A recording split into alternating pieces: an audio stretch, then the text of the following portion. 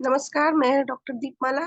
आईएफपीएस द्वारा प्रायोजित निरंतर प्रतिदिन अंतर्राष्ट्रीय वेबिनार फोरम का 673वें दिन में आप सभी का स्वागत करती हूँ। आज के इस वेबिनार को शुरू करने से पहले हम सभी लोग 1 मिनट का साइलेंट प्रेयर करेंगे। आप सभी का एक बार फिर से अभिनंदन। आज की एमएस किया है 2017 में, इन्होंने डीएनवाईएस किया है, पीजी डीएमएच किया है। इनका आज का टॉपिक है PCOS and homeopathy. So doctor Komal, आपका ये पीएच मंच पे बहुत बहुत स्वागत है। Over to you doctor. You are now mute. Firstly unmute yourself please. नमस्ते मैम। हाँ, नमस्ते। आप दो सब डिवाइस से कनेक्टेड है? हाँ जी आई मैम, थिंक। हाँ जी। हाँ, तो एक डिवाइस को आप वो उसका वॉइस को म्यूट कर दें। अच्छा, ओके मैम, एक सेकेंड। हाँ जी, तो मैं सभी डॉक्टर्स को नमस्ते करूंगी, जितने भी डॉक्टर्स प्रेजेंट हैं यहाँ पे। थैंक यू सो मच, आपने मुझे ये अपॉर्चुनिटी दी कि मैं आपके सामने एक पीसीओएस के बारे में कुछ बताना चाह रही हूँ और ये प्रेजेंट करना चाह रही हूँ। तो ma'am, can I start? Yes yes, you can start now. ठीक है, ठीक है मैम। तो बात करते हैं पीसीओएस की। अपना स्क्रीन भी शेयर कर सकती हैं। मैम, स्क्रीन मैंने तो मतलब मैं आपको वर्बली ही बताऊंगी सब कुछ, जैसे ठीक मैंने है, कोई प्रेजेंट नहीं, किया। कोई बात नहीं। ठीक ओके, है मैम, अगर आपको पीपीटी चाहिए होगा तो मैं बाद में आपको फॉरवर्ड कर दूंगी मेल पे। ठीक ठीक है मैम, अभी मैंने सारा वर्बली मतलब जैसे बेसिक जो भी मैं अपनी तरफ से प्रिपेयर किया है, तो मैं वर्बली ही आपको बताऊंगी। ठीक है मैम? ठीक ठीक। हाँ जी मैम। तो आज का टॉपिक है पीसीओएस। पीसीओएस का मतलब पॉलीसिस्टिक ओवेरियन सिंड्रोम। नाम से ही पता चल रहा है, पॉली का मतलब मल्टीपल।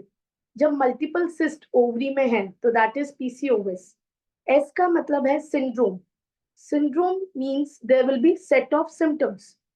यूजुअली पीसीओएस 5 से 15% वुमेन में पाया जाता है और इसका जो एज ग्रुप अफेक्ट होता है वो है 15 से 25 साल की औरतों में, दैट इज रिप्रोडक्टिव एज। इसका अगर हम बात करें पीसीओएस के एग्जैक्ट कॉज की, तो इसका एग्जैक्ट कॉज तो नहीं पता है, लेकिन फिर भी कुछ फैक्टर्स हैं जो कि कंट्रीब्यूट करते हैं जिनकी वजह से पीसीओएस हो सकता है। सबसे पहला फैक्टर आता है जेनेटिक। अगर आपकी जीन्स में पीसीओएस है, अगर आपकी फैमिली हिस्ट्री है, आपकी फैमिली में पीसीओएस की हिस्ट्री है, आपकी मदर को, सिस्टर को या फर्स्ट रिलेशन सिबलिंग्स को है, किसी फीमेल को, तो चांसेस है कि पेशेंट को पीसीओएस हो सकता है। दूसरा फैक्टर आता है एनवायरमेंटल फैक्टर्स। एनवायरमेंटल फैक्टर्स में जैसे कि आपका सिगरेट स्मोकिंग, अल्कोहल, ये सब भी फैक्टर्स होते हैं जो कि कंट्रीब्यूट करते हैं। अपना इसके बाद हम लेते हैं ओबेसिटी। अगर आपका वेट गेन हो रहा है तो चांसेस हैं कि आपको पीसीओएस हो सकता है। चौथा फैक्टर आता है स्ट्रेस। वैसे तो स्ट्रेस आजकल थोड़ा बहुत सबकी लाइफ में ही होता है, लेकिन जब स्ट्रेस बियॉन्ड नॉर्मल, मतलब जब पेशेंट बहुत ज्यादा उस स्ट्रेस की वजह से ओवरथिंक करे, एंजाइटी या डिप्रेशन में आ जाए, बहुत ज्यादा ओवरथिंक करना शुरू कर दे, तो that stress can also lead to PCOS. उसके बाद आता है हमारा लाइफस्टाइल। अगर आपका लाइफस्टाइल सिडेंट्री है, सिडेंट्री का मतलब ये कि आपका पूरा दिन सिटिंग जॉब है, कोई वर्कआउट नहीं है, कोई वॉक नहीं है, कोई एक्सरसाइज नहीं करते, तो वो भी एक वजह हो सकती है पीसीओएस होने की। और इसके अलावा कुछ और भी फैक्टर्स हैं, जैसे कि अर्ली मेनार्की। अगर किसी फीमेल को पीरियड्स जल्दी आ जाते हैं तो भी चांसेस है कि उसे पीसीओएस हो सकता है। और उसके अलावा अगर कोई फीमेल बहुत ज्यादा ओरल कॉन्ट्रासेप्टिव पिल्स लेती है, कंज्यूम करती है, तो भी चांसेस है कि उसे पीसीओएस हो सकता है, बिकॉज पीसीओएस एक हार्मोनल इम्बैलेंस है। इट्स अ हार्मोनल डिसऑर्डर, एक बहुत ही कॉमन हार्मोनल डिसऑर्डर है जो कि आजकल एक लाइफस्टाइल डिसऑर्डर बन गया। ये तो बात हो गई कॉजेस की, कि ये कारण है जिसकी वजह से पीसीओएस हो सकता है। अब कारण के बाद हम बात करते हैं कि इसकी पैथोफिजियोलॉजी क्या है। पैथोफिजियोलॉजी का मतलब कि क्या बॉडी में ऐसे चेंजेस होते हैं जिस वजह से पीसीओएस एग्जैक्टली होता है। मैम, मेरी आवाज ऑडिबल है ना? तो पैथोफिजियोलॉजी की अगर मैं बात करूं पीसीओएस की, तो बहुत ही सिंपल है। बहुत ही सिंपल भाषा में मैं आपको समझाने की कोशिश करूंगी हमारी पीसीओएस पेशेंट की बॉडी में एक एलएच हार्मोन, जिसे हम कहते हैं ल्यूटिनाइजिंग हार्मोन, वो बहुत ज्यादा रिलीज होता है। वो बहुत ज्यादा रिलीज होने की वजह से, क्योंकि एलएच बहुत ज्यादा बॉडी में रिलीज होता है, बहुत ज्यादा रिलीज होने की वजह से उस फीमेल की बॉडी में एंड्रोजेंस ज्यादा रिलीज होते हैं। एंड्रोजेंस का मतलब हुआ male hormones. Male hormones female body में ज्यादा रिलीज होंगे, तो जिसकी वजह से फीमेल को मेल पैटर्न बैलनेस, हिरुसिटिज्म, जिसे हम कहते हैं एबनॉर्मल हेयर ग्रोथ, एक्ने, ये वाले सिम्टम्स देखने को मिलेंगे। दूसरी बात करें, ये तो बात हो गई एलएच की। अब बात करते हैं एफएसएच, जिसे हम कहते हैं फॉलिकुलर स्टिमुलेटिंग हार्मोन, जिसका रोल होता है फॉलिकल्स को मेच्योर करना और एग फॉर्मेशन करना, जिसे हम कहते हैं ओव्यूलेशन। क्योंकि एफएसएच पीसीओएस फीमेल की बॉडी में डिक्रीज हो जाता है, बहुत कम हो जाता है, उसकी वजह से फॉलिकल्स प्रॉपर्ली मेच्योर ही नहीं हो पाते, तो एग फॉर्मेशन होती ही नहीं है। तो ओव्यूलेशन की जगह वो हो जाता है एनओव्यूलेशन, और जिसकी वजह से फीमेल को या तो एमेनोरिया या फिर ओलिगोमेनोरिया के लक्षण देखने को मिलते हैं। उसके बाद तीसरी बात आती है इंसुलिन रेजिस्टेंस। अब इंसुलिन रेजिस्टेंस का मतलब क्या है? इंसुलिन रेजिस्टेंस मतलब ये कि बॉडी के जो सेल्स होते हैं वो इंसुलिन पे रिस्पॉन्ड ही नहीं करते, जिसकी वजह से इंसुलिन बॉडी में बहुत ज्यादा रिलीज होता है। ज्यादा इंसुलिन रिलीज होने की वजह से, इंसुलिन ज्यादा रिलीज होता है, उसकी वजह से कहीं ना कहीं हमारी बॉडी में कोलेस्ट्रॉल हाई हो सकता है, और ज्यादा इंसुलिन की वजह से टाइप 2 डायबिटीज होने के भी चांसेस होते हैं पेशेंट को। हाई इंसुलिन की वजह से एंड्रोजेंस भी ज्यादा रिलीज होते हैं, और जिसकी वजह से पेशेंट को पीसीओएस देखने को मिलता है। हाई इंसुलिन की वजह से पेशेंट को टाइप 2 डायबिटीज होने के भी चांसेस है, और हाई कोलेस्ट्रॉल होने के भी चांसेस है, क्योंकि हाई इंसुलिन की वजह से पेशेंट का लिपिड प्रोफाइल भी हाई हो जाता है, जिसे हम कहते हैं हाइपरलिपिडीमिया। ये तो बात हो गई पैथोफिजियोलॉजी की। मैंने आपको बताया कि कॉजेस क्या होते हैं पीसीओएस के, उसके बाद आपको बताया पैथोफिजियोलॉजी क्या है, क्या बॉडी में चेंजेस होते हैं जिस वजह से पीसीओएस होता है। अब बात करते हैं पीसीओएस के क्लिनिकल फीचर्स क्या हैं, किन फीचर्स से पेशेंट आपके पास आएगा।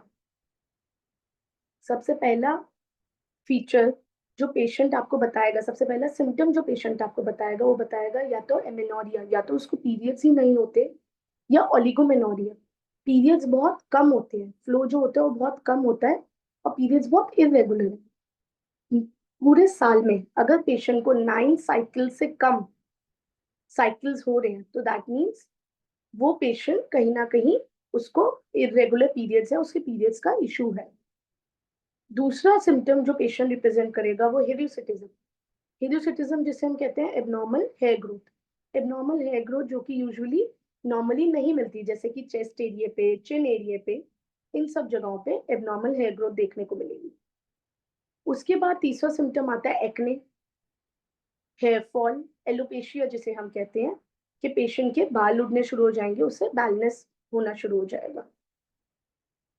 इसके अलावा पेशेंट को मूड स्विंग्स की प्रॉब्लम होगी, क्योंकि हार्मोनल इम्बैलेंस हो रहा है, तो कहीं ना कहीं पेशेंट के मूड फ्लक्चुएट करेंगे।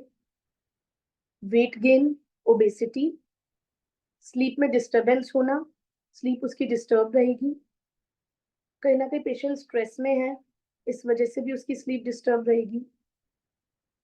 और इसके अलावा फीचर्स हो सकते हैं जैसे कि डार्कनिंग ऑफ कुछ एरियाज, जो हमारी बॉडी में कुछ फोल्ड्स होते हैं, जैसे कि इनर थाइज, या हमारे एल्बोज, या अपना आर्म पिट्स के साइड में, यहाँ पे डार्कनिंग होगी स्किन की, जिसे हम कहते हैं acanthosis nigricans. Acanthosis nigricans is, darkening of skin in the folds. ये क्यों होता है? ये भी हाई इंसुलिन की वजह से होता है। तो ये तो मोस्टली क्लिनिकल फीचर्स पेशेंट को, आपके साथ पेशेंट आपके सामने पीसीओएस का पेशेंट रिप्रेजेंट करेगा। ये तो हो गए क्लिनिकल फीचर्स। अब बात करते हैं कि क्या क्राइटेरिया है जिससे हम पेशेंट को पीसीओएस डायग्नोज करेंगे। आप एक पेशेंट को कैसे डायग्नोज करोगे कि उसको पीसीओएस है? तो एक रॉटरडैम क्राइटेरिया है, जिसमें 3 क्राइटेरियाज हैं। अगर उन 3 क्राइटेरियाज में से कोई भी 2 क्राइटेरिया पेशेंट फुलफिल करता है, आपके पेशेंट में प्रेजेंट है, तो आप डायग्नोज कर सकते हो कि उस पेशेंट को पीसीओएस है। पहला क्राइटेरिया आता है एमिनोरिया या ओलिगोमेनोरिया। पीरियड्स, जैसे मैंने पहले भी बताया, पीरियड्स इरेगुलर होना, पूरे साल में 9 साइकिल से कम साइकिल होना, पीरियड्स का फ्लो बहुत कम होना, बहुत स्कैंटी होना, और रेगुलर पीरियड्स ना होना। दूसरा कारण है, दूसरा जो क्राइटेरिया है वो है हाइपरगोनाड हाइपर एंड्रोजनिज्म। हाइपर एंड्रोजनिज्म का मतलब फीमेल की बॉडी में एंड्रोजन्स बहुत ज्यादा रिलीज हो रहे हैं। एंड्रोजन क्या होते हैं? हमारी मेल हॉर्मोन्स। मेल हार्मोन ज्यादा रिलीज हो रहे हैं, जिस वजह से फीमेल में हिरस्यूटिज्म देखने को मिलता है। Hirsutism is abnormal hair growth, acne और एलोपेशिया, ये सब देखने को मिलता है। तीसरा आता है जब हम पेशेंट का अल्ट्रासाउंड करवाएंगे और एब्डोमिनल अल्ट्रासाउंड करवाएंगे, तो उसमें हमें पेशेंट की ओवरीज का जो वॉल्यूम है वो 10 क्यूबिक सेंटीमीटर से ज्यादा और 12 फॉलिकल से ज्यादा अगर ओवरीज में मिलते हैं, तो हम उस पेशेंट को डायग्नोज कर सकते हैं कि इसको पीसीओएस है। ये तो बात हो गया क्राइटेरिया की, और हमारी बात हो गई क्लिनिकल फीचर्स की, बात हो गई, कॉजेज हो गया, पैथोफिजियोलॉजी हो गया, क्राइटेरिया भी हो गया। अब बात आती है इन्वेस्टिगेशंस कि क्या क्या इन्वेस्टिगेशंस करवानी चाहिए।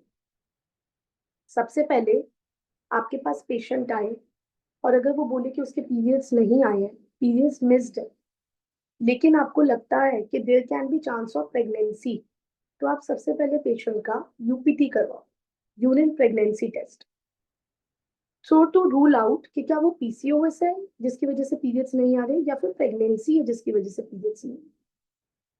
अगर यूपीटी नेगेटिव आता है तो हम पेशेंट का अल्ट्रासाउंड करवाते हैं लोअर एब्डोमेन का, जो कि हम रिकमेंड करते हैं usually on the 5th day of the cycle. Periods के 5th डे पे हम एडवाइस करते हैं पेशेंट को एक अल्ट्रासाउंड करवाने के लिए लोअर एब्डोमेन। ये तो अल्ट्रासाउंड की बात हो गई। इसके अलावा कुछ ब्लड टेस्ट भी जरूरी होते हैं पेशेंट के करवाने। जो ब्लड टेस्ट करवाए जाते हैं वो चेक करने के लिए हार्मोनल लेवल्स के हार्मोन्स में कितना डिस्टर्बेंस है। सबसे पहला होता है एलएच, ल्यूटिनाइजिंग हार्मोन। जैसे कि मैंने आपको पहले बताया कि ल्यूटिनाइजिंग हार्मोन बढ़ता है इसमें, जिसकी वजह से एंड्रोजन्स बढ़ते हैं, मेल हार्मोन बढ़ता है। तो इसीलिए हम पेशेंट का टेस्टोस्टेरोन लेवल भी चेक करवाएंगे। इसके अलावा एफएसएच चेक करवाएंगे, follicular stimulating hormone. Follicular stimulating hormone क्योंकि पीसीओएस में कम होता है, जिसकी वजह से एनोवुलेशन होता है, ओवुलेशन प्रॉपर नहीं हो पाता, एग फॉर्मेशन नहीं हो पाता, तो एफएसएच भी करवाना जरूरी है। उसके बाद हम पेशेंट का थायराइड प्रोफाइल भी करवाते हैं, जिसमें T3, T4, TSH। Thyroid profile इसीलिए करवाया जाता है क्योंकि पीसीओएस और थायराइड में कुछ सिम्टम्स जो है वो कॉमन है, जैसे कि पीरियड्स इरेगुलर होना, वेट पुट ऑन होना। तो इसीलिए जस्ट टू रूल आउट कि पेशेंट को कोई थायराइड तो नहीं है, इसीलिए हम ब्लड टेस्ट में थायराइड प्रोफाइल भी करवाते हैं। उसके अलावा पेशेंट का इंसुलिन लेवल चेक करवाया जाता है, क्योंकि पेशेंट को ऑलरेडी इंसुलिन रेजिस्टेंस है पेशेंट, तो उसका इंसुलिन लेवल चेक होना चाहिए। उसका फास्टिंग ग्लूकोज चेक करवाते हैं कि कहीं पेशेंट को डायबिटीज के कोई चांसेस तो नहीं है, प्री डायबिटिक तो नहीं है पेशेंट। क्योंकि इंसुलिन लेवल ज्यादा है तो चांसेस है कि कोलेस्ट्रॉल लेवल भी ज्यादा हो सकता है, तो इसीलिए पेशेंट का लिपिड प्रोफाइल भी करवाया जाता है। इन टेस्ट के अलावा ये सारे जितने भी ब्लड टेस्ट होते हैं, ये कोशिश की जाती है कि पीरियड्स के 2nd या 3rd डे पे करवाया जाए, ये पेशेंट को एडवाइस की जाती है। इसके अलावा हम ईस्ट्रोजन लेवल भी करवाते हैं पेशेंट का, क्योंकि पीसीओएस में ईस्ट्रोजन लेवल बहुत हाई होता है। तो जस्ट टू चेक, ये चेक करने के लिए कि हार्मोनल लेवल कितने हैं पेशेंट के, हार्मोन्स का लेवल क्या है, ये सारे टेस्ट करवाए जाते हैं, ब्लड टेस्ट ये वाले। अब ये बात हो गई इन्वेस्टिगेशंस की कि ये इन्वेस्टिगेशंस करवाने हैं पेशेंट के। अब बात आती है कि पेशेंट को कॉम्प्लिकेशंस क्या होती है। कॉम्प्लिकेशंस की अगर मैं बात करूं तो सबसे पहला कॉम्प्लिकेशन जो पेशेंट को आता है वो आता है इनफर्टिलिटी। क्योंकि पीरियड्स रेगुलर नहीं है, साइकिल बहुत ही इरेगुलर है, पीरियड्स प्रॉपर्ली हो नहीं पा रहे, ओवुलेशन हो नहीं पा रहा, एफएसएच कम है, तो इसकी वजह से इनफर्टिलिटी के चांसेस होते हैं। मिसकैरेजेस के चांसेस होते हैं, पेशेंट को मिसकैरेज होने के चांसेस होते हैं। गेस्टेशनल डायबिटीज होने के चांसेस होते हैं। Gestational diabetes is diabetes during pregnancy, क्योंकि इंसुलिन लेवल ज्यादा है, पेशेंट ने कंसीव तो कर लिया लेकिन डायबिटीज ड्यूरिंग प्रेगनेंसी होने के चांसेस होते हैं, that can be one of the complication. इसके अलावा टाइप 2 डायबिटीज होने के चांसेस है पेशेंट में, क्योंकि इंसुलिन लेवल ज्यादा है, बॉडी इंसुलिन रेजिस्टेंट है इस वजह से। और अपना इंसुलिन लेवल ज्यादा होने की वजह से रिस्क ऑफ कार्डियोवैस्कुलर डिजीजेस का भी रिस्क होता है पेशेंट में। रिस्क होता है कि उसको कार्डियोवैस्कुलर प्रॉब्लम हो सकती है। हाई कोलेस्ट्रॉल तो ऑलरेडी है ही पेशेंट में, क्योंकि हाई इंसुलिन है तो कहीं ना कहीं कोलेस्ट्रॉल भी हाई होगा। हाई कोलेस्ट्रॉल होगा तो उसकी वजह से लिवर भी पेशेंट का फैटी देखने को मिल सकता है। इसके अलावा जो कॉम्प्लिकेशन आती है वो आती है एंडोमेट्रियल कैंसर। अब ये क्यों होता है? क्योंकि बॉडी में पीरियड्स प्रॉपरली हो नहीं रहे पेशेंट के, तो कहीं ना कहीं एंडोमेट्रियम लाइनिंग की थिकनिंग हो रही है। एंडोमेट्रियम लाइनिंग यूट्रस के अंदर होती है, जिसके शेड होने की वजह से पीरियड्स आते हैं। वो शेड होता है, वो निकलता है in the form of blood. क्योंकि पेशेंट के पीरियड्स रेगुलर नहीं है, एंडोमेट्रियम लाइनिंग की बहुत थिकनिंग हो रही है। थिकनिंग की वजह से एंडोमेट्रियल हाइपरप्लेसिया हो रहा है। हाइपरप्लेसिया की वजह से चांसेस है कि पेशेंट को एंडोमेट्रियल कैंसर हो सकता है लेटर ऑन। इसके अलावा पेशेंट को एंजाइटी और डिप्रेशन होने के चांसेस हैं।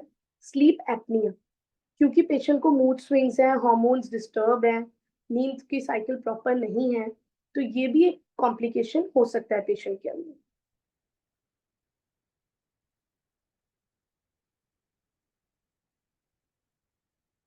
Ma'am, is everything fine? ठीक है मैम। तो मैंने आपको पीसीओएस के कॉजेज बताए, पीसीओएस के क्लिनिकल फीचर्स बताए, पीसीओएस को डायग्नोज करने का क्राइटेरिया बताया, उसकी पैथोफिजियोलॉजी हमने डिस्कस कर ली। अब उसके बाद उसका हमने कॉम्प्लिकेशंस भी डिस्कस कर ली। अब बात आते हैं कि पीसीओएस एक लाइफस्टाइल डिसऑर्डर है। तो सिर्फ होम्योपैथिक, अगर पेशेंट को आपको ये बताना जरूरी है कि सिर्फ होम्योपैथिक मेडिसिन से आपका पीसीओएस क्योर नहीं होगा, आपको साथ में अपना लाइफस्टाइल चेंज करना पड़ेगा, और आपको साथ में अपनी डाइट की हैबिट्स भी चेंज करनी पड़ेगी। अगर पेशेंट बहुत ज्यादा जंक फूड कंज्यूम करता है, अगर बहुत ज्यादा अल्कोहल है, स्मोकिंग है, तो वो सब चीजें आपको सही करनी पड़ेगी। लाइफस्टाइल आपको अपना सेट करना पड़ेगा, लाइफस्टाइल को प्रॉपर टाइमिंग्स ऑफ स्लीप और आपका पूरा लाइफस्टाइल, अगर आपके लाइफस्टाइल में कोई वर्कआउट नहीं है, वॉक नहीं है, एक्सरसाइज नहीं है, तो आपको वो हैबिट डालनी पड़ेगी। क्योंकि पीसीओएस एक हार्मोनल डिसऑर्डर तो है ही, लेकिन उसके साथ साथ एक लाइफस्टाइल और एक मेटाबॉलिक डिसऑर्डर भी। इस वजह से जो मेटाबॉलिक डिसऑर्डर्स होते हैं लाइक हाई बीपी, ये भी पेशेंट में देखने को मिल जाता है एज अ कॉम्प्लिकेशन। तो सबसे पहले होम्योपैथिक ट्रीटमेंट स्टार्ट करने से पहले आपको पेशेंट आपके पास विजिट करे, पेशेंट को सबसे पहले ये एडवाइस करनी है कि एक प्रॉपर डाइट और एक लाइफस्टाइल आपको फॉलो करना है along with the homeopathic medicine. क्योंकि पीसीओएस इस लाइफस्टाइल डिसऑर्डर है, इसीलिए आप पेशेंट को एज पर उसके स्केड्यूल के अकॉर्डिंग आप उसको एडवाइस कर सकते हैं, या तो वॉक करे या एक्सरसाइज करे या योगा करे, जैसे भी उसको कन्वीनियंट। यूजुअली मैं अपनी प्रैक्टिस में, अगर मैं होम्योपैथिक बात पार्ट की बात करूं पीसीओएस में, तो मैं अपनी प्रैक्टिस में स्टार्ट करती हूँ with I just try to give constitutional medicine to the patient.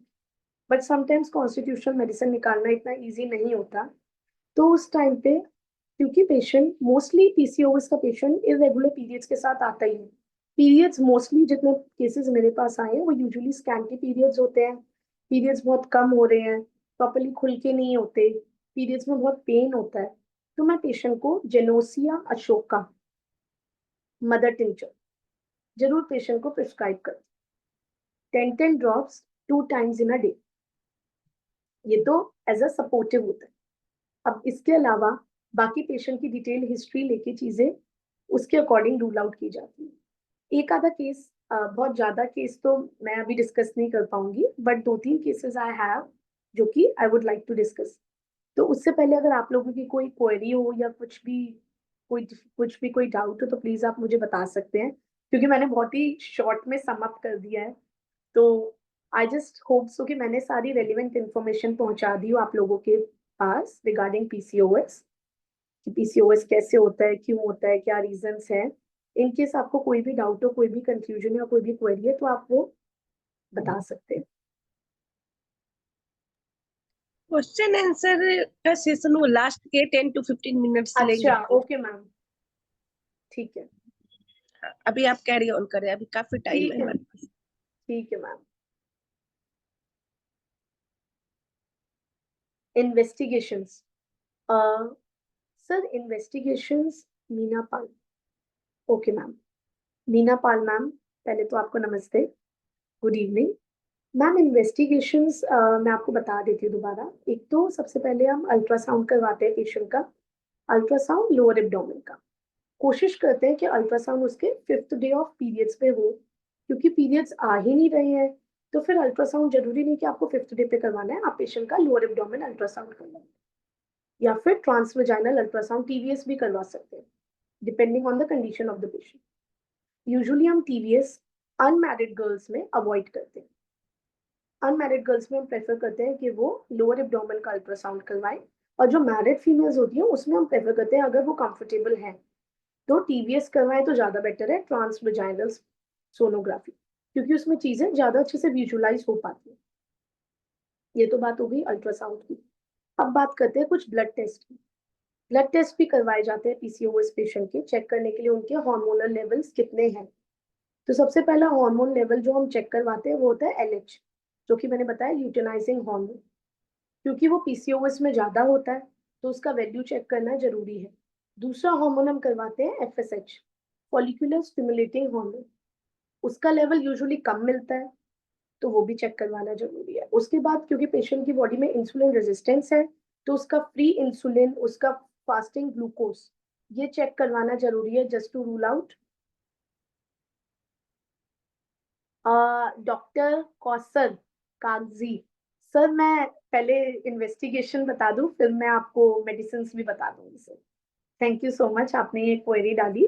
पहले मैं एक बारी इन्वेस्टिगेशन कंप्लीट कर दूं, फिर मैं आपको इन्वेस्टिगेशन के बाद फिर मैं आपको मेडिसिन भी बता दूं, जो मेडिसिन बेसिक मेडिसिन होती है। तो मैम इन्वेस्टिगेशन के बारे में बताए थे, ब्लड टेस्ट में एलएच, एफएसएच, उसके अलावा इंसुलिन लेवल, अपना फास्टिंग ग्लूकोज। क्योंकि पीसीओएस और थायराइड पेशेंट में सिम्टम्स कुछ सिमिलर होते हैं, जैसे कि इरेगुलर साइकिल होती है, वेट गेन होता है, डार्कनिंग ऑफ स्किन हो जाती है, तो इसीलिए हम थायराइड प्रोफाइल भी करवाते हैं पेशेंट का। थायराइड प्रोफाइल में T3, T4, TSH तीनों चीजें करवाते हैं। थायराइड प्रोफाइल हो गया, उसके अलावा ईस्ट्रोजन लेवल भी चेक करवाना जरूरी है और पेशेंट का प्रोजेस्टेरॉन लेवल भी चेक करवाना जरूरी है। क्योंकि इंसुलिन भी ज्यादा है, पेशेंट ओबीस है, तो चांसेस है कि उसके बॉडी में कोलेस्ट्रॉल लेवल ज्यादा हो सकता है, इसीलिए हम पेशेंट का लिपिड प्रोफाइल भी चेक करवाते हैं ब्लड टेस्ट। ये ही ब्लड टेस्ट होते हैं मैम, ये इन्वेस्टिगेशन होते हैं।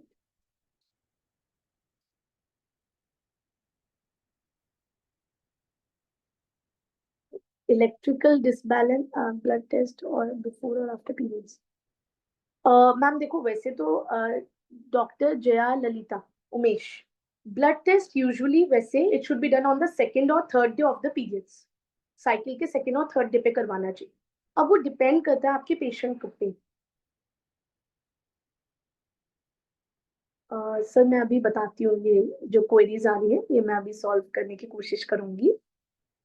तो ब्लड टेस्ट यूजुअली पीरियड्स के सेकेंड या थर्ड डे पे करवाना चाहिए। अब आपके पेशेंट को, किसी पीसीओएस के पेशेंट को पीरियड्स ही नहीं आ रहे बहुत टाइम से, 2 महीने, 3 महीने, 4 महीने हो गए, तो फिर तो उस केस में सबसे पहले मैंने आपको बताया था कि एक तो यूपीटी करवाना है, क्योंकि कभी कभार लोगों को पीसीओएस और प्रेगनेंसी में थोड़ा सा कंफ्यूजन हो जाता है। मेरे साथ ऐसा प्रैक्टिस में हो चुका है। मैंने एक पेशेंट को पीसीओएस की मेडिसिन दी। I started with Ashoka and a constitutional medicine, I just try to give calcarea का। बहुत टाइम तक पेशेंट को पीरियड्स ही नहीं आए, it's been 3 months. I told patient, patient ने मेडिसिन क्विट कर दी बीच में। तो पेशेंट जिस रेफरेंस से आया था, उस रेफरेंस से मुझे पता चला कि उनने उसने ये रिव्यू दिया कि डॉक्टर की मेडिसिन तो सूट ही नहीं करी मुझे। फिर मैंने उनको बोला, मैंने कहा मैंने उन पेशेंट को बोला था कि आप अपना प्रेगनेंसी टेस्ट एक बार करवा लेना, बिकॉज पता नहीं चलता, कुछ चीजें अननोइंगली पता नहीं चलती। फिर 2 महीने बाद मुझे उसी पेशेंट जिस रेफरेंस से वो आई थी उन्हीं से ही पता चला कि शी वॉज प्रेग्नेंट। वो शी वॉज लाइक, वो बहुत ही मतलब, एक होता है कि नहीं मैम ऐसा नहीं हो सकता, नहीं हो सकता, ये करके उन्होंने प्रेगनेंसी टेस्ट किया नहीं, और जब उन्हें पता चला तो already 4th 5th month pregnancy को हो गई।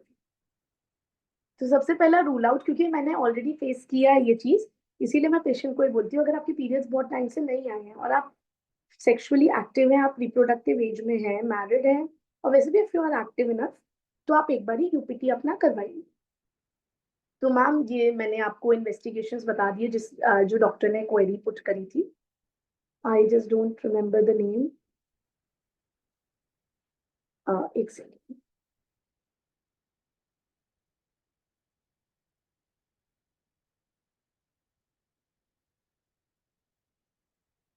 चैट बॉक्स में और भी क्वेश्चंस हैं, आप हाँ देख। जी मैम, हाँ जी, हाँ जी, मैं देख रही हूँ मैम, हाँ जी, हाँ जी, हाँ जी।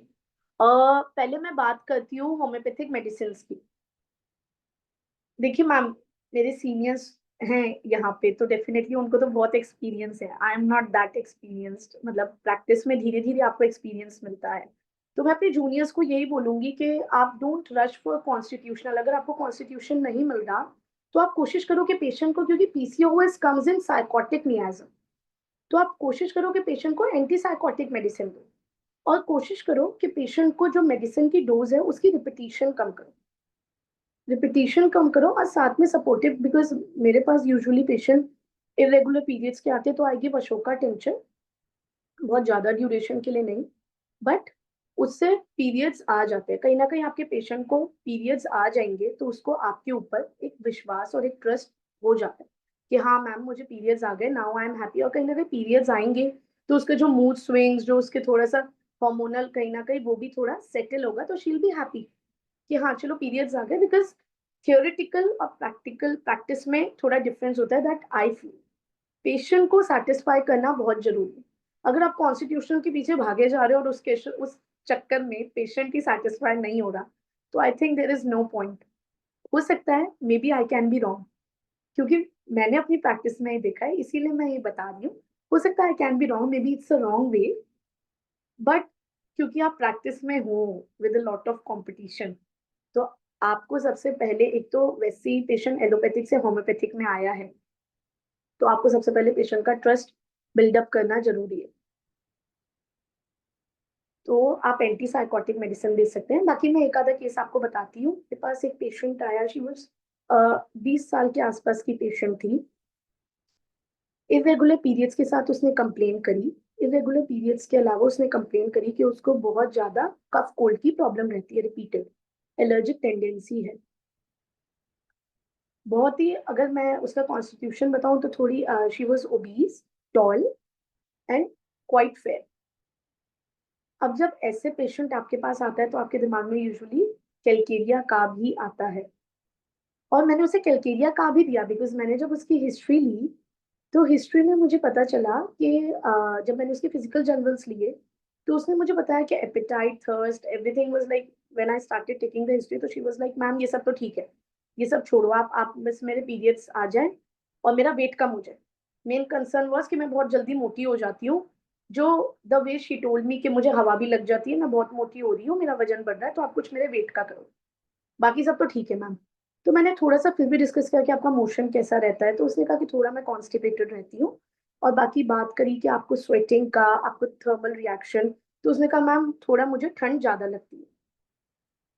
और यूजुअली उसने ये नोटिस किया, जब स्वेटिंग वाले पार्ट की बात आई, जब फिजिकल जर्नल में I asked for the perspiration, तो उसने कहा हाँ मैम मुझे हेड पे बहुत ज्यादा स्वेटिंग होती है, फेस पे ज्यादा स्वेटिंग होती है।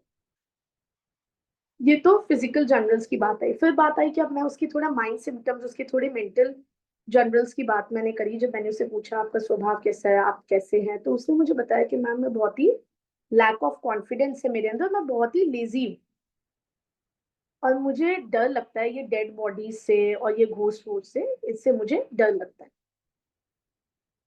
तो कहीं ना कहीं यहाँ थॉट कि ठीक है, शी कैन बी कैलकेरिया का, क्योंकि उसने मुझे हिस्ट्री भी दी अबाउट द एलर्जिक टेंडेंसी, कि उसको बार बार कोल्ड बोल्ड हो जाता है और ठंड भी बहुत लगती है। तो आई वाज लाइक ठीक है, कैलकेरिया का आपके कुछ कैरेक्टरिस्टिक्स फीचर्स हैं, तो लेट्स गिव हर कैलकेरिया का। और कैलकेरिया का 1 ml I give her and repeat after a month, और साथ में I give her Ashoka tension. तो इवेंचुअली आफ्टर अ मंथ, और इसके साथ मैंने थोड़ा सा उसको डाइट का भी समझाया कि आप ये जंक फूड बंद कर दीजिए। ऐसा नहीं होता कि जंक फूड आप बिल्कुल जीरो कर दोगे, 15 दिन में एक बार लेने में कोई बुराई नहीं है। साथ में आप कोशिश करो कि फाइब्रस डाइट ज्यादा लो, timings of meal should be proper और there should be low calorie diet, और अगर पॉसिबल है तो 30 से 45 मिनट की वॉक करने की कोशिश करो। सिंपल। ये मैंने पेशेंट को कैलकेरिया का दिया एंड शी वाज बेटर। उसका 2-3 किलो वेट लूज भी हुआ and she was very happy कि मैम मेरा 2-3 किलो वेट लूज हुआ। बट मैंने उसको ऑलरेडी बता दिया कि आप सिर्फ ये उम्मीद कर रहे हो कि दवाइयों से ही वजन कम होगा, तो ऐसा नहीं है। आपको अपने भी एफर्ट्स लगाने पड़ेंगे। अगर आप अल्कोहल ले रहे हो तो आप अल्कोहल को थोड़ा सा कम करें। ये तो हो गया कैलकेरिया का आपका पेशेंट। अब मेरे पास एक और पेशेंट आई, बहुत ही सॉफ्ट, बहुत ही ब्यूटीफुल, ब्लू आईज थी उसकी। She was very beautiful, a young girl of 18 years। और उसको थोड़ा सा बहुत ही माइल्ड और बहुत ही जेंटल पेशेंट थी। जैसे ही उसने अपनी कंप्लेंट बताई कि मैम मुझे पीरियड्स रेगुलर नहीं होते, मेरे पीरियड्स बहुत ही कम है, बहुत ही स्कैंटी है, फ्लो फ्लो बहुत कम होता है, कंप्लेंट बतानी ही शुरू करी थी कि वो एकदम से रोने लग गई। तो आई जस्ट आस्क्ड हर कि आप क्या हुआ, क्यों रो रहे हो? तो शी वाज लाइक कि मैम मेरे जब से पीरियड स्टार्ट हुए हैं तो मुझे बड़ी दिक्कत होने लग गई है, बड़ी तकलीफ होती है, मैं सोचती हूँ पीरियड्स हो ही क्यों रहे हैं, ये ना ही होते तो ज्यादा बेटर होता। तब जिस दिन से मेरे पीरियड स्टार्ट हुए हैं उस दिन से मुझे काफी तकलीफें हो रही हैं, मैं बहुत ही अनईजी फील करती हूँ, बहुत ही परेशान रहती हूँ क्योंकि मेरे पीरियड्स भी प्रॉपरली नहीं होते और फ्लो बहुत ही कम है। फिर मैंने उसके कुछ और सिम्टम्स पूछे तो शी वाज लाइक कि मैम मेरा पानी का इंटेक बिल्कुल जीरो है, मुझे प्यास ही नहीं लगती। And when I just check her mouth तो इट वाज वेरी ड्राई। उसका माउथ बहुत ड्राई था लेकिन उसे बिल्कुल अंदर से प्यास ही नहीं लगती। ऐसा नहीं है कि वो पूरा दिन एयर कंडीशन रूम में रहती है, कभी कभार हम एसी रूम में रहते तो भी प्यास नहीं लगती, बट ऐसा नहीं था। उसने कहा मुझे अंदर से इच्छा ही नहीं होती, अंदर से इच्छा ही नहीं होती, प्यास ही नहीं लगती। फिर उसके बाद रोने लगी तो मैंने उसको थोड़ा समझाया, थोड़ा रिलैक्स करवाया कि आप रिलैक्स हो जाओ, कुछ नहीं होता, हर चीज का सोल्यूशन होता है।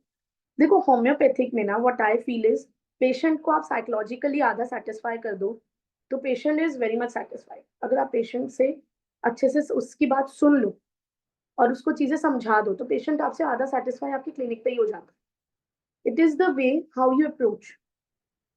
पेशेंट हर बारी ट्रू पिक्चर नहीं देगा, हर बारी पेशेंट के सिम्टम्स अलग आएंगे, कभी पेशेंट का हर बारी स्वभाव अलग होगा, अटेंडेंट के साथ अलग होगा, जब अकेले आएगा तब अलग होगा। ऐसा भी मैंने देखा कि पेशेंट जब अपने फादर और मदर के साथ आता है तो आती है तो उसका अलग सिम्टम्स होते हैं, और जब वो अकेले आती है तो उसके कुछ और ही सिम्टम्स आते हैं। तो इट्स लाइक कि उस पेशेंट को बहुत ही ज्यादा वो रोई और उसका थर्स्ट भी बहुत ही जीरो था। तो आई वाज लाइक कि ठीक है, I give her pulsatilla. Pulsatilla 1 ml मैंने उसे दिया अलॉन्ग विद एसएन, और एवरी मंथ रिपीट किया। एवरी मंथ रिपीट करने पे उसके सिम्टम्स काफी बेटर हो गए, उसका ओवरी का जो वॉल्यूम था वो रिड्यूस हुआ और फॉलिकल्स भी कम हुए। अब एक और पेशेंट मेरे पास आई, शी वॉज ऑल्सो ओबीस, वो भी अच्छी टॉल एंड ओबीस पेशेंट थी। बट जब मैंने उसको नोटिस किया मतलब तो उसकी गर्दन पे काफी सारे वॉट्स थे और स्किन बहुत डार्कनिंग थी, बहुत सारे वॉट्स थे और स्किन बहुत रफ थी।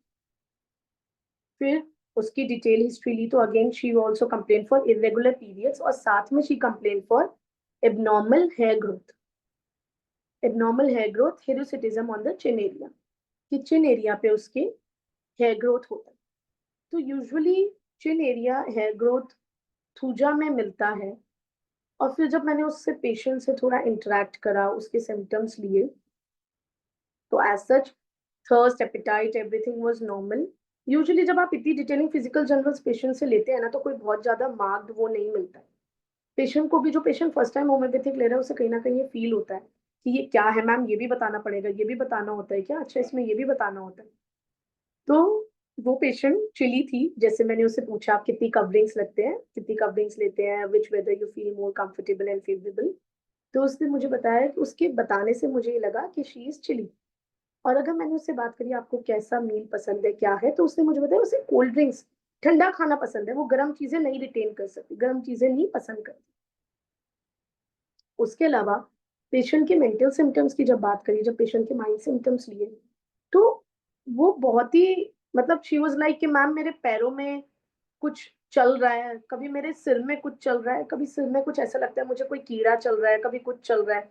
मतलब बहुत ही अलग सी उसको चीजें फील ज्यादा होती थी कि मुझे ऐसा लगता है, ऐसा हो रहा है, वैसा लगता है, ये हो रहा है।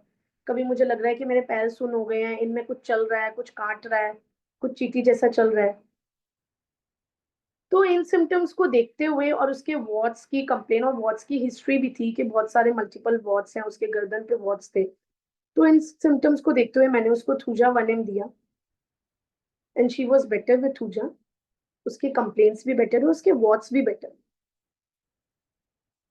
तो ये 2-3 केसेस जो मैंने यूजुअली अपने प्रैक्टिस में कैलकेरिया का, पल्सेटिला, थूजा ये देने की कोशिश करी और इससे मुझे रिजल्ट मिलता है। बाकी ये थोड़ा आई नो थोड़ा शॉर्ट में मैंने एक्सप्लेन करने की कोशिश करी। आप लोगों की कोई भी क्वेरीज है या कोई भी डाउट है तो आप बता सकते हैं। चैट बॉक्स पे अभी भी बहुत सारे क्वेश्चंस हैं, आप उनके आंसर हाँ दे जी दीजिए। मैम, मैं देख लेती हूँ, चैट बॉक्स पे देख लेती हूँ। मीना पाल जी ने कहा था टेल इन्वेस्टिगेशंस। मीना पाल जी, मैंने इन्वेस्टिगेशंस बता दी, आप प्लीज एक बार ही बता दीजिए आप सेटिस्फाई हैं या मैं दोबारा एक्सप्लेन कर दूं मैम।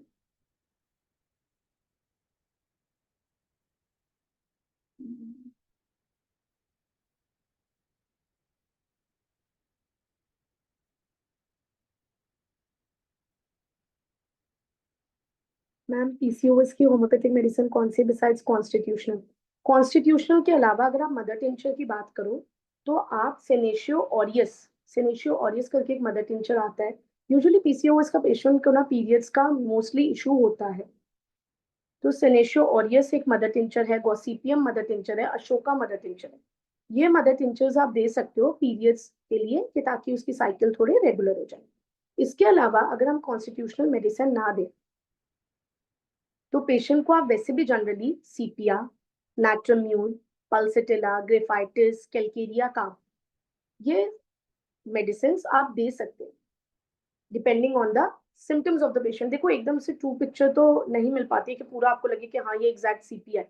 कभी कभार ऐसा होता है कि आप कैलकेरिया का आप देते हो और पेशेंट कहीं ना कहीं कोई दूसरी उसका मेडिसिन का निकलता है, बट वो आपको ग्रेजुअली पता चल जाएगा, धीरे धीरे पता चल जाता है जैसे जैसे पेशेंट बेटर हो रहा है, नहीं हो रहा, उसके कंप्लेंट्स रीअकर हो रहे हैं, नहीं हो रहे, कंप्लेंट सेटल है, तो आपको धीरे धीरे पता चल जाता है कि हाँ ठीक है। और वैसे भी प्रैक्टिस में तो gradually with the passage of time ही चीजें बेटर पता चल पाती है।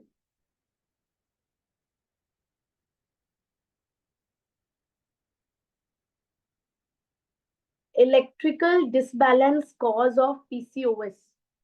सर ये इलेक्ट्रिकल डिसबैलेंस कॉज तो as such what I know is the hormonal imbalance only, to be very honest. Electrical disbalance, in case आपका ये डाउट है तो डेफिनेटली मैं इसके बारे में जरूर पढ़ूंगी। हार्मोनल इम्बैलेंस जैसे कि मैंने बताया था कि हमारी बॉडी में, मैं आपको थोड़ा सा और एक्सप्लेन कर देती हूँ। हाइपोथैलेमस ब्रेन में, इट्स अ ऑर्गन हाइपोथैलेमस जो कि रिलीज करता है ये hormones, gonadotropin releasing hormone GnRH, और ये फर्दर रिलीज करते हैं एलएच और एफएसएच। एलएच हो गया ल्यूटिनाइजिंग हार्मोन और एफएसएच हो गया फॉलिकुलर स्टिमुलेटिंग हार्मोन। ये दो हार्मोन्स हमारी बॉडी में, फीमेल्स की बॉडी में रिलीज होते हैं। एलएच ज्यादा होता है तो उसकी वजह से एंड्रोजेंस ज्यादा होते हैं, एंड्रोजेंस का मतलब मेल हार्मोन्स ज्यादा होगा, मेल हार्मोन्स ज्यादा होगा तो कहीं ना कहीं मेल पैटर्न सिम्टम्स मिलेंगे पेशेंट में, जैसे कि hirsutism, acne, hair fall, alopecia, ये सब। और एफएसएच कम होता है तो एफएसएच कम का रीजन मैंने आपको बताया कि फॉलिकल्स प्रॉपर्ली मेच्योर नहीं हो पाएंगे, ओवुलेशन हो नहीं पाएगा पेशेंट में, एग फॉर्मेशन होगा नहीं, जिसकी वजह से वो एनओवुलेशन हो जाएगा और पेशेंट के पीरियड्स एमेनोर या पेशेंट के पीरियड्स या तो एब्सेंट होंगे या फिर बहुत ही कम होंगे।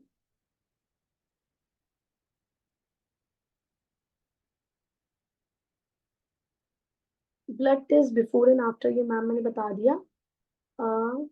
मेरे क्लिनिक में,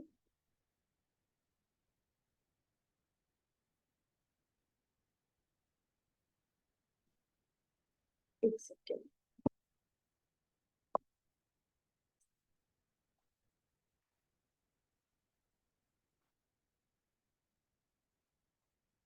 ये जो क्वेश्चन है rubrics for PCOS, this I have written, let me just tell you. हर चीज तो ऐसे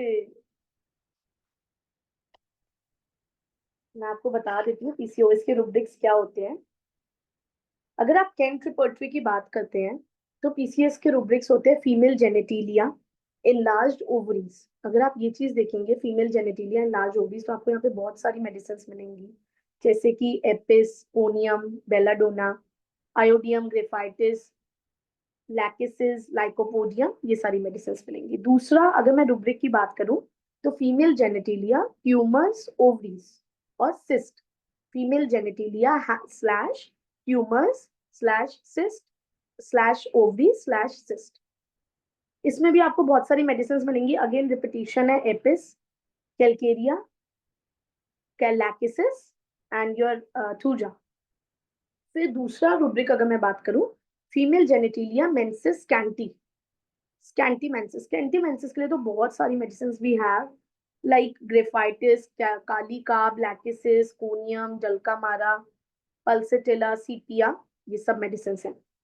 देन चौथा रुब्रिक अगर मैं बात करूं, फीमेल जेनेटिलिया मेंसिस इरेगुलर।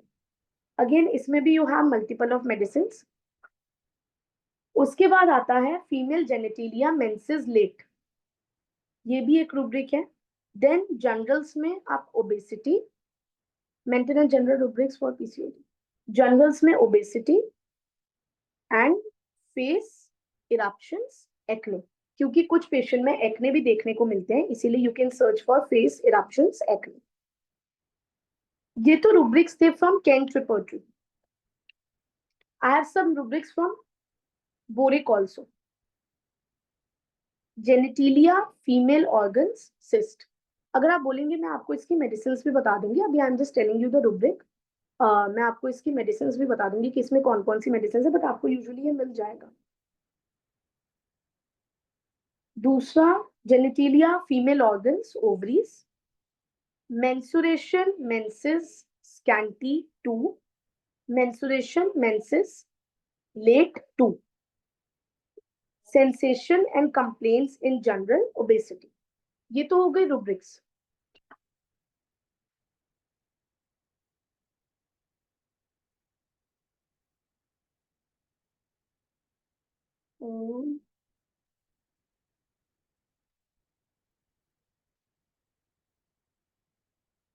अगर मैं मेंटल रुब्रिक्स की बात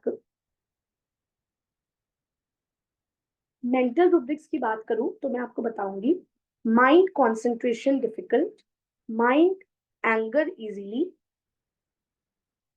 ये दो तीन रुब्रिक्स जो यूजुअली मैंने अपने प्रैक्टिस में करे हैं। माइंड मूड चेंजेबल, जो कि मूड स्विंग्स देखने को मिलते हैं, कैलकेरिया काब में भी मूड स्विंग्स देखने को मिलते हैं। Mind fear alone of being, mind mildness मैंने पल्सिटिला पेशेंट में ये रुब्रिक देखा था, mild mildness. Mind company desire of for, ये तो हो गए आपके मेंटल रुब्रिक्स। इन केस आपको और रुब्रिक्स चाहिए तो मैं डेफिनेटली आपको मेल भी कर दूंगी। मेरे क्लिनिक में पेशेंट है अभी, पेशेंट को amenorrhoea from last 6 months under my treatment, last month menses start, last 8 January, but February not menses appear, if you want to see patient. हाँ definitely I would love to see the patient, कोई दिक्कत नहीं है, कभी कभार ऐसा हो जाता है। ये डेफिनेटली आप पेशेंट अगर मुझे दिखाना चाहते हैं तो मैं डेफिनेटली पेशेंट देखना चाहूंगी। मिस्टर रमन, डॉक्टर रमन, मेरे क्लिनिक में पेशेंट हैं अभी, पेशेंट को amenorrhoea from last 6 months under my treatment, last month menses start, last 8 January, but February में नहीं आए। देखिए एक चीज मैं बताना चाहूंगी, +- 1 वीक होता है, पहली बात। एकदम से कंक्लूजन, अगर आपने मेडिसिन दी है तो आप थोड़ा सा पहले पेशेंट को वेट करवाओ, +- 1 वीक भी होता है। और दूसरी बात, पूरे साल की आपकी 10 साइकिल रेगुलर होनी चाहिए, एक आधा साइकिल अगर ऊपर नीचे हो जाती है तो कोई दिक्कत नहीं होती। तो फिर भी अगर आप चाहते हैं पेशेंट को, if you want to see patient, अगर आप पेशेंट को दिखाना चाहते हैं तो डेफिनेटली मैं पेशेंट को देखना पसंद करूंगी।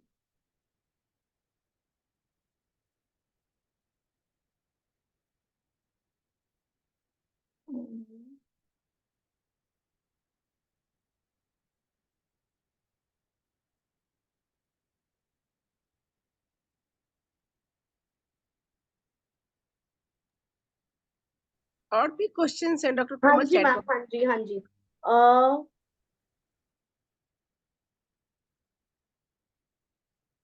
LM potency and PCOD. Sir LM potency तो एज सच बहुत ज्यादा मैंने प्रैक्टिस नहीं की है, to be very honest. But तो मैं इसके बारे में तो ज्यादा नहीं बोल पाऊंगी, बिकॉज मैंने प्रैक्टिस ही नहीं करी है, तो फिर मैं ज्यादा मतलब कुछ भी बोलने से बेटर है कि डेफिनेटली। बट ये मैं आपको बाद में बताऊंगी, मैं पढ़ के खुद आपको बताऊंगी, बिकॉज मैं LM, I don't practice LM. I got results with I got results with sulfur, calcarea, and lycopodium. According to the nature of patient, along with ovary 3x in my 29 years of experience with butterfly exercise, diet and control. Okay, sir. Lycopodium मैंने भी दी हुई है. Lycopodium even I have given to the patient. Sulfur I usually, to be very honest, जब मुझे बीच में कुछ result नहीं मिलता, जब मुझे लगता है कि स्टैग्नेंट हो गई है चीज, तो मैं बीच में सल्फर की एक डोज रिपीट कर देती हूँ. सल्फर रिपीट करने से आई हैव सीन कि कहीं ना कहीं जो रिजल्ट होता है वो थोड़ा सा प्रोग्रेसिव हो जाता है.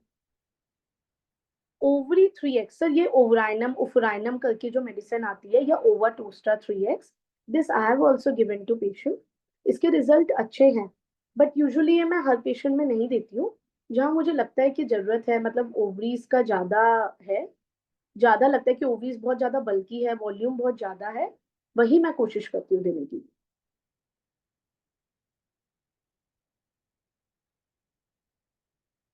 वेट रिडक्शन के डॉक्टर कौशल, वेट रिडक्शन के टिंचर भी मैं बीच में देती हूँ पेशेंट को. सबसे पहले फाइटोलैका बेरी देती हूँ, और Fucus वेसिकुलोसिस.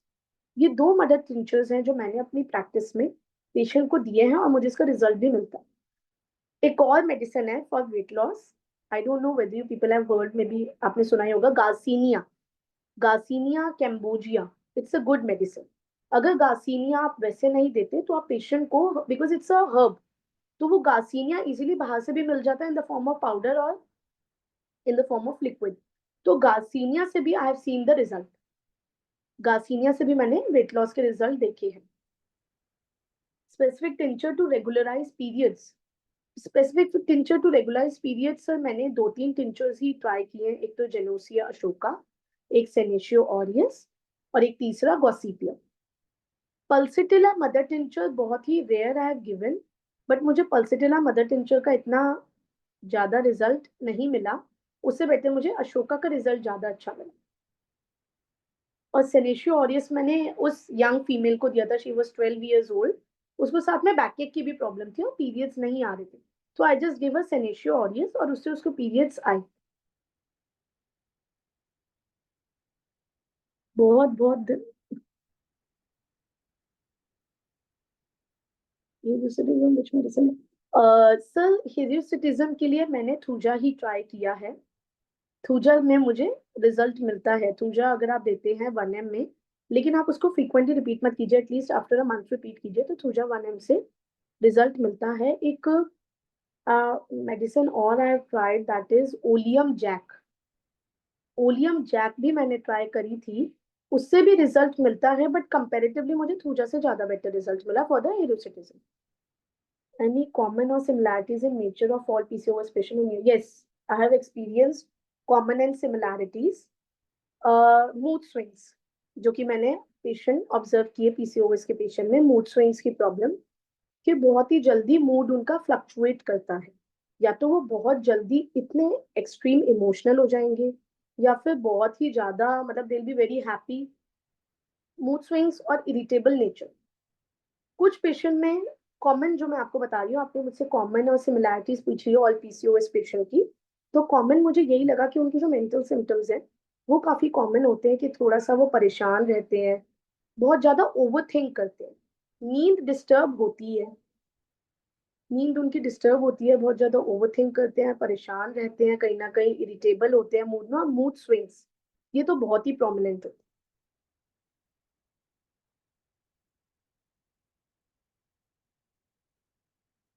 What are the main obstacles in treatment of PCOS patients? Treatment. Sir PCOS का डिफरेंशियल डायग्नोसिस तो एक तो आई टोल्ड द हाइपोथायरॉयडिज्म कि थायराइड एक डिफरेंशियल डायग्नोसिस है, क्योंकि यूजुअली सिम्टम्स थोड़े बहुत सिमिलर होते हैं, जैसे कि स्किन डार्कनिंग, पीरियड्स इरेगुलर होना, ये पीसीओएस में भी मिलता है और ये अपना थायराइड में भी मिलता है, पीरियड्स का इरेगुलरिटी। तो डिफरेंशियल डायग्नोसिस में एक थायराइड हाइपोथायरॉयडिज्म मैं आपको बोलूंगी। और उसके अलावा डिफरेंशियल डायग्नोसिस में अपना टाइप 2 डायबिटीज भी होता है। कभी कभार डायबिटीज में जो सिम्टम्स मिलते हैं वो यूजुअली पीसीओएस पेशेंट में थोड़ा बहुत सिमिलर होते हैं। इसके अलावा और डिफरेंशियल डायग्नोसिस एज सच तो बताना थोड़ा सा मुश्किल होगा। बाकी sir obstacles in treatment of PCOS patient is the picture. Patient चाहता है कि एक तो उसका ट्रीटमेंट बहुत जल्दी से, उसके पीरियड्स आ जाएं, चीजें बहुत जल्दी हो जाएं, वेट बहुत जल्दी लूज हो जाए।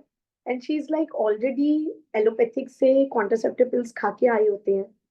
तो क्योंकि कॉन्ट्रासेप्टिव पिल्स में आपको 21 डेज में ही आपके मतलब साइकिल आ जाती है, तो कहीं ना कहीं होम्योपैथिक में थोड़ा सा टाइम लगता है। तो एक तो पेशेंट्स की कमी मैंने ऑब्जर्व करी है कि ऑब्स्टेकल्स में। और दूसरा पेशेंट का नेचर, बहुत बारी नेचर बहुत अलग होता है। पेशेंट अपनी चीजें क्लियरली नहीं बताता। पेशेंट क्लियरली चीजें नहीं बताता एज इन कि जब, बिकॉज एक यंग गर्ल मेरे पास आई तो she was in a relationship, तो इट वाज लाइक कि when she come with her mother, तो शी वाज लाइक कि नहीं नहीं ऐसा कुछ नहीं है। बट जब वो दोबारा अकेले आई तो शी टोल्ड मी कि she is in a relationship and it's a very bad relationship, जिसकी वजह से वो कहीं ना कहीं डिस्टर्ब है। तो दोनों चीजों में एक तरफ तो शी इज प्रिटेंडिंग कि शी इज वेरी जॉली, कि वो खुश है, कोई ऐसा दिक्कत नहीं है, और दूसरे टाइम जब वो आती है तो मुझे बताती है कि वो बहुत डिप्रेस्ड है और उसकी वजह से वो बहुत परेशान रहती है, she is always thinking about it. तो कहीं ना कहीं ये एक कॉन्ट्रास्टिंग चीजें दिखी। और दूसरी चीज, one more thing which I have scene, if a doctor is male और फीमेल उस पर भी डिपेंड करती।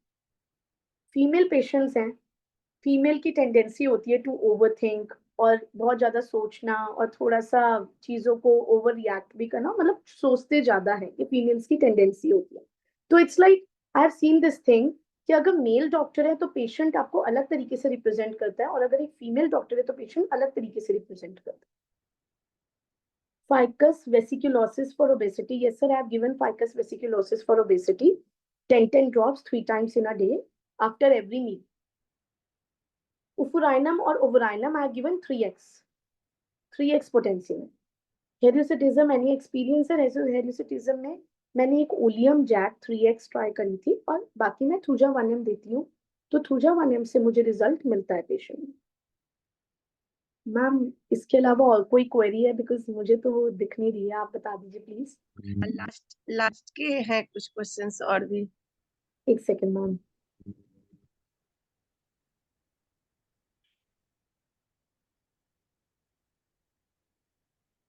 लास्ट के आपने क्वेश्चंस देखे? एक second heredity, ma'am. Any experience, any medicine? हाँ जी मैम, मैंने हेरियोसिटिज्म का तो बता दिया कि अपना ओलियम जैक 3x करके I have given the medicine to the patient. और ओलियम जैक के अलावा थ्रूजा 1m भी मैं पेशेंट को देती हूँ। थ्रूजा 1m से मुझे रिजल्ट ज्यादा मिलता है। एक क्वेश्चन और डॉक्टर राम परवेश शाह हाँ सर जी का मैम। था। उन्होंने वो बताया role of miasmatic psora sycotic and syphilis, इस पर सर आपने। देखिए, रोल ऑफ मियाजम्स तो टू बी वेरी ऑनेस्ट मैं थोड़ा बहुत ही एक्सप्लेन कर पाऊंगी। अच्छा, डॉक्टर कौशल कशल, मैं उन्हें अनम्यूट करती हूँ, वो कुछ हाँ क्वेश्चंस जी। पूछेंगे। हाँ जी बिल्कुल मैम, बिल्कुल बिल्कुल बिल्कुल। Just a minute wait doctor Kaushal sir, मैं आपको अनम्यूट करती हूँ। सर ओलियम जैक की potency 3x।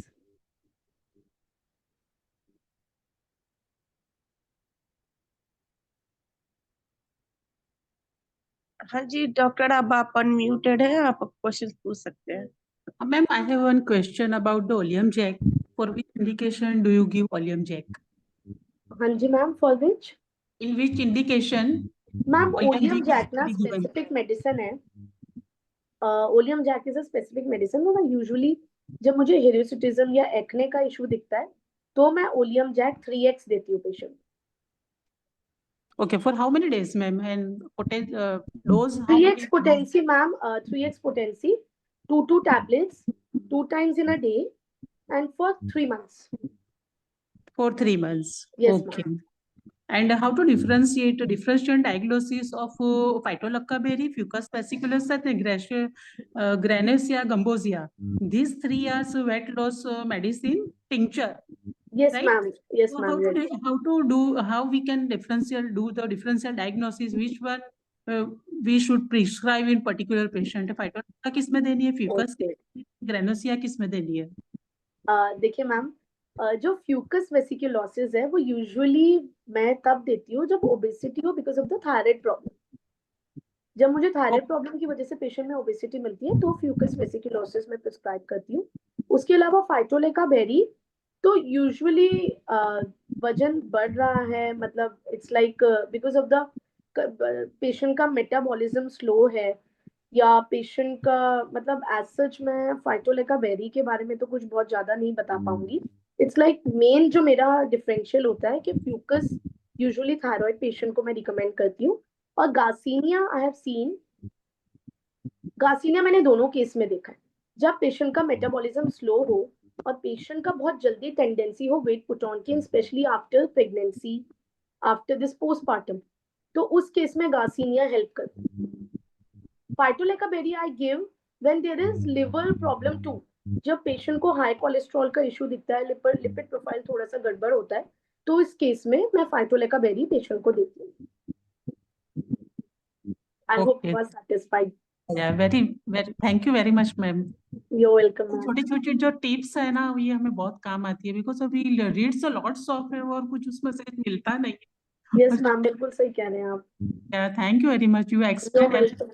nicely, Thank you, ma'am. ma'am. Thank you so You much, ma'am. cleared my PCOD very in a brief and very fast and very specific way, ma'am. Thank you very much. हाँ, thank you so much, ma'am. I thought it's a short because देखिए ma'am, किताब में तो सब कुछ ही लिखा हुआ है, to be very honest. We need some seniors का experience homeopathic में, it means lot of Thank you so much, ma'am. But मुझसे तो बहुत सारे सीनियर बैठे हैं, I am just like you only. तो it's like मोटिव यही था कि थोड़ा शॉर्ट में बताया जाए, बाकी थैंक यू। टाइम इतना कम है मैम, तो अब शॉर्ट में ही अच्छा है। हाँ जी मैम, हाँ जी thank you ma'am. Doctor. Yes yes thank you doctor को, आपने बहुत ही अच्छे से पीसीओएस को एक्सप्लेन किया। डॉक्टर राम प्रवेश सर भी कुछ कहना चाह रहे हैं, जस्ट अ मिनट सर। हाँ जी मैम, मैं कह रही थी कोई किसी को और भी डाउट है तो प्लीज आप पूछ सकते हैं। बाकी मैम ये 2-3 क्वेश्चन। जी मैम, वन मोर क्वेश्चन। आप चैट हाँ बॉक्स जी, पर। हाँ जी मैम, एक सेकेंड। डॉक्टर राम प्रवेश एक्चुअली मैम अब हमारा टाइम हाँ, थैंक खत्म यू हो गया, तो डॉक्टर दीपमाला जी। बहुत बहुत बधाई डॉक्टर कोमल थैंक जी। You sir, thank you so much sir. बहुत अच्छा आपने ये वेबिनार जो आज का है, आपका क्वेश्चन से पूरा लदा हुआ था और थैंक यू बहुत सो अच्छा मच सर। जवाब दिए हैं, सब ने जवाब दिए हैं, बहुत बढ़िया। आगे बढ़िए, ये मेरा कामना। लेकिन PCOD main cause of disease according to law of homeopathic science mind. Mind का भी जो है कुछ कॉज है, इलेक्ट्रिकल डिसबैलेंस। माइंड जो है इलेक्ट्रिकल डिसबैलेंस के कारण जो है, तो छितजल पावक गगन समीरा, इलेक्ट्रॉन प्रोटॉन न्यूट्रॉन, जिसके कारण से गड़बड़ी होती है, तो हमारा केमिकल डिसबैलेंस गड़बड़ होता है, जो हार्मोनियल डिसबैलेंस होता है, और तब जाके हम जो है बहुत कॉज होता है, पैथोलॉजिकल कॉज आता है, जिसमें पीसीओडी भी आता है। तो main cause of disease hormonal disbalance is a very important cause. तो बहुत बहुत धन्यवाद डॉक्टर कोमल जी, और बहुत अच्छा बताए आप, इसके लिए बहुत बहुत धन्यवाद। चलिए ठीक। Sir thank you. अब हमारा टाइम एक्चुअली खत्म हो रहा है, so doctor Komal really it's a very nice explanation, so thank you once again. Thank you अब मैम, हमारा थैंक यू। खत्म हो रहा है, आप ऐसे ही आते रहिए और अपने एक्सपीरियंस इस प्लेटफॉर्म पर शेयर करते रहिए, हम सबों को बहुत अच्छा लगेगा। अब हमारा इंग्लिश सेशन स्टार्ट होने जा रहा है। थैंक यू, आपने अपॉर्चुनिटी दी मुझे, thank you so much ma'am. First of English session, I don't know